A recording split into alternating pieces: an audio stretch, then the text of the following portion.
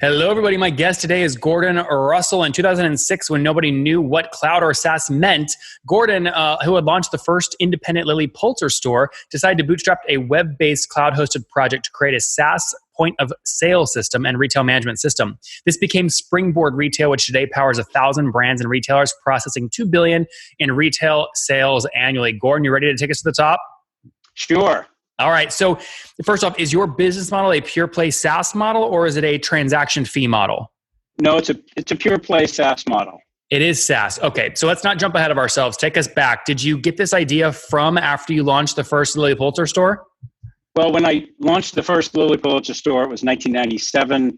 And 2 years after that, I launched the first transactional website. And I found myself doing omni-channel back before it had a name. And the systems weren't available to support that workflow. And actually, they still are struggling today to support that workflow.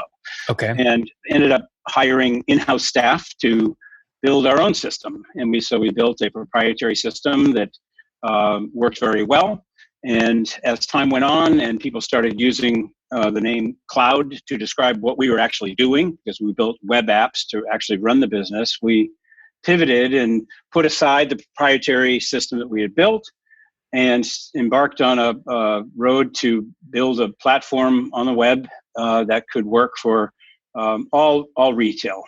Yep. No, very good. And walk me through pricing today. So on average, what's a brand going to pay you per year to use your technology?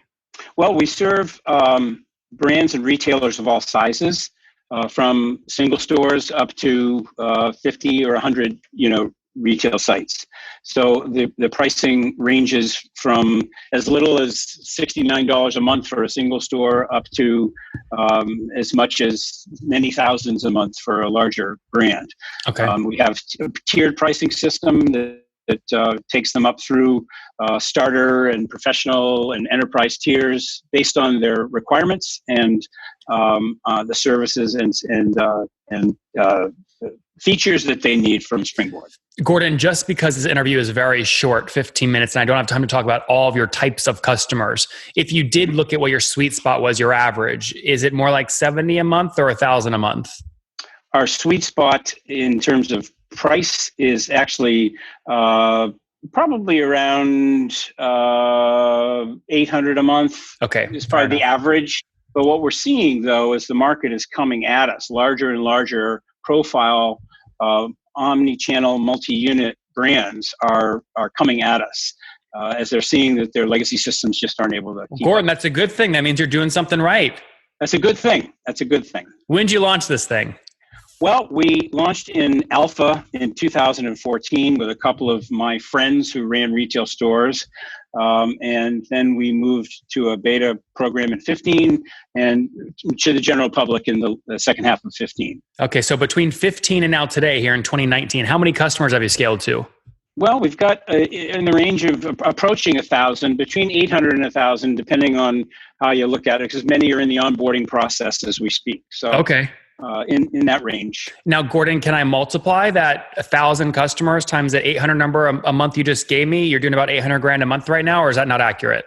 That's if all were onboarded, that would be accurate. But in terms of our our GAAP numbers, they're less than that. Okay, fair enough. Sure. Can you give me a general range? Is it more like 500 grand a month?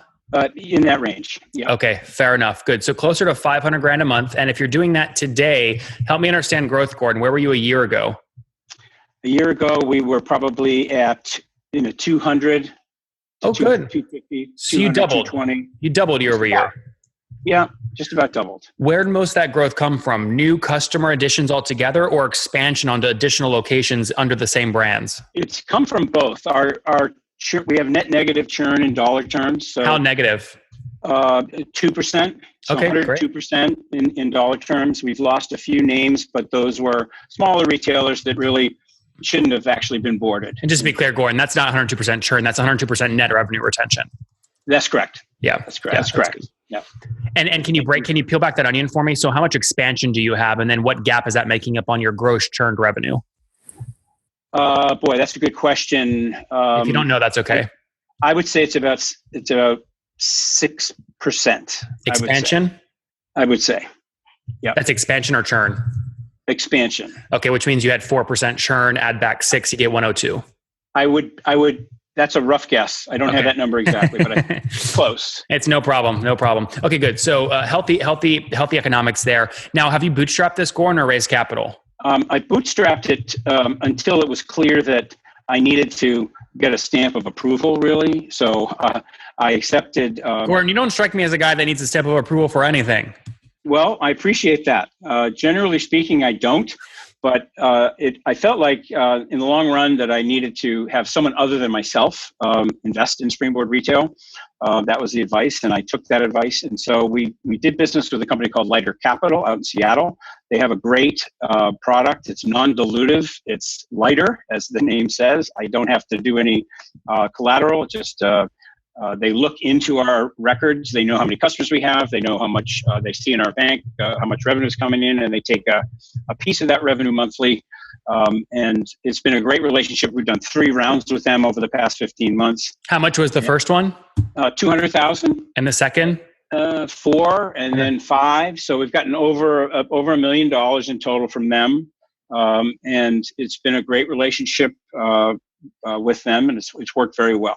And their typical model is like a 1.3-ish repayment cap, anywhere between kind of 3 and 4 years, taken, call it 3 to 6% of kind of gross receipts monthly. Are you generally in that range?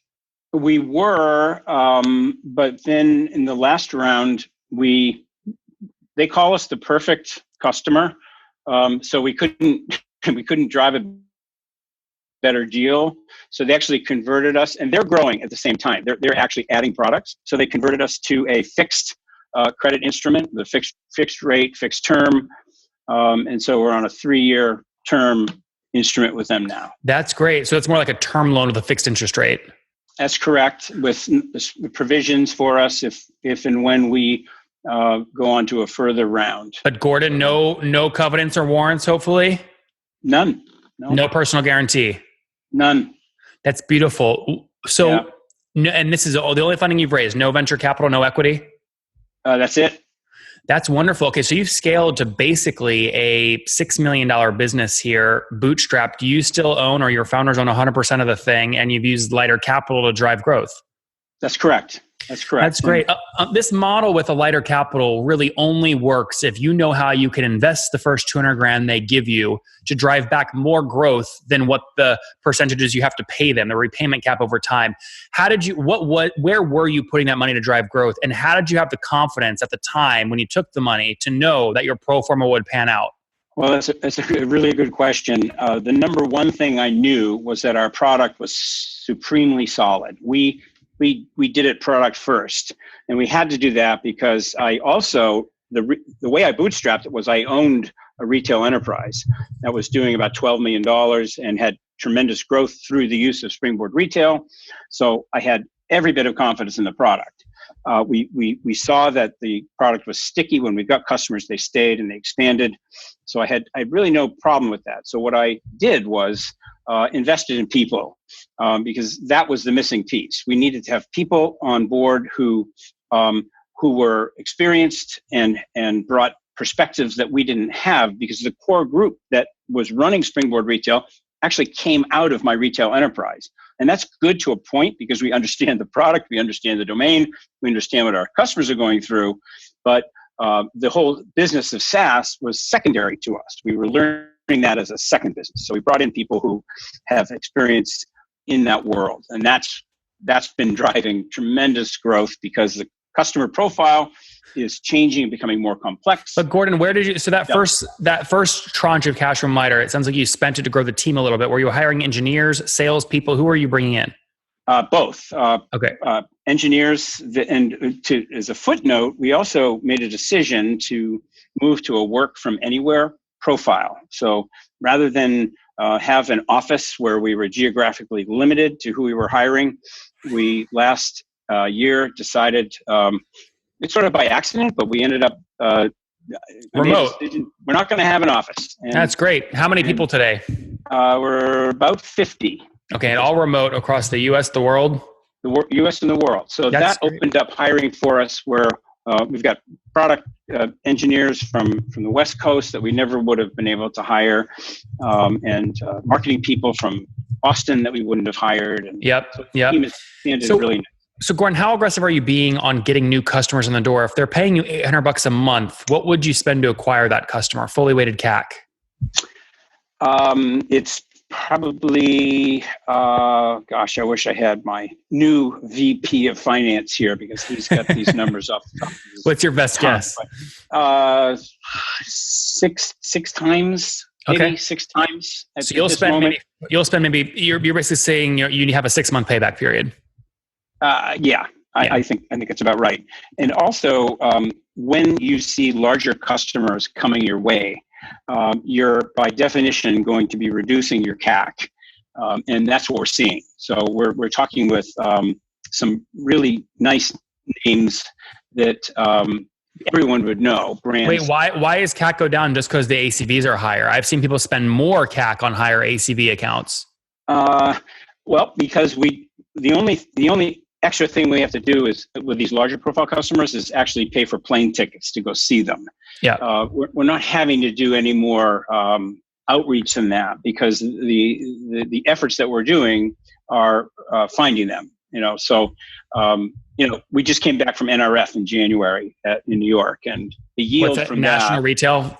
Yeah, National Retail Federation trade show. And I should say that our product does not function in the world of food. We only function in retail, non-food. That's great. That's great. Talk to me real quick, just because we're running out of time. How aggressive are you burning? And how aggressive are you being in terms of net burn each month? Well, it depends on my hiring. If I'm aggressive on hiring, I'm going to be burning a little bit more. I mean, we've reached positive cash flow a couple of different times, but I'm all about building the team and building out our product because. So, would you burn $100K in the next month if you found the right hiring prospect? I mean, what are you burning today? Probably less than that, but I think we're probably going to approach 100K because we've gone on a pretty good hiring binge recently, and we've got some great people starting. So I expect to see 100K. That's great, Gordon. All right, let's wrap up here with the famous 5. Number 1, what's your favorite business book? Oh gosh, I wish I knew your famous 5 before I That's jumped okay. on. We want on the spot. Gosh. Don't make one up if you don't have one.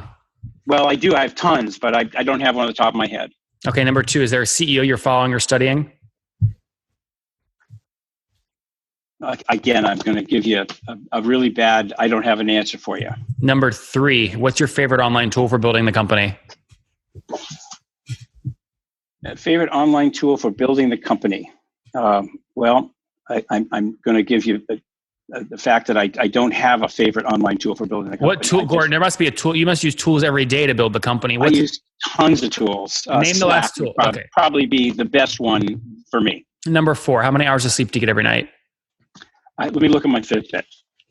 It's 5.5. 5.5. And what's your situation? Married, single, kids? I'm a widower.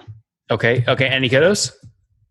2. I have 2 kids. Yes. One who works for Springboard Retail and the other who works here in Boston. So. That's great. 2 kids. And how old are you? I am 63, which is why I don't have those answers for you. No problem. I think you're doing great. 63. Last question. What's something you wish you knew when you were 20?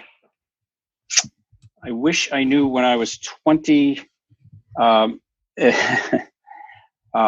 actually wish I knew when I was 20 all that I've learned about how important it is to understand people and how they work and how they think and what lights them up and how to motivate them and how, as a manager or CEO, your role is really to understand them and make them function at their highest levels. Guys, there you have it. Springboard Retail. It's a point of sale solution that many places are using right now. 625 locations, paying on average $800 a month. So they're doing $500,000 a month right now in revenue, up from $250,000 a month just a year ago. Gordon ran his own retail locations like Lily Pulitzer before building this essentially for himself and now scaling. Team of 50 remote locations, burning, call it net cash burn $100,000 a month as they look to scale. 4% churn annually, 6% expansion. So 102% net revenue retention.